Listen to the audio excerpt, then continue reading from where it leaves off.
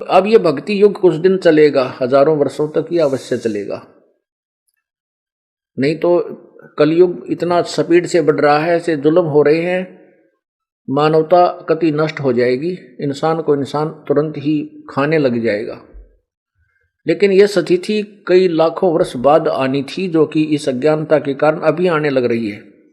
अब ये रुकेगी, अब ये सटिल होगी कुछ दिन के लिए, बहुत सुंदर समय आएगा, क्योंकि ये ज्ञान एक बार समझ में आ गया मानव का, फिर ये बुराई नहीं कर सकता, उसको विष के तुल समझेगा।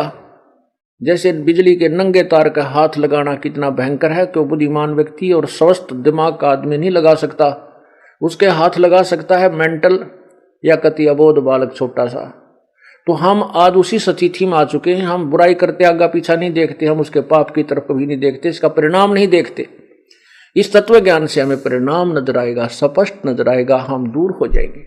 अब जैसे हमें पता चला है कि ये क्यों हम दुखी हुए, हमारे ऊपर ये कहर क्यों टूटे, किसी का कोड लग रहा है, किसी की कैंसर होगी, कोई अंधा हो गया, किसी का हाथ कट गया, किसी का बेटा मर गया, किसी को बहुत ज्यादा जबरदस्त हानि होगी, वित्तीय हानि होगी, किसी की भैंस मर गई,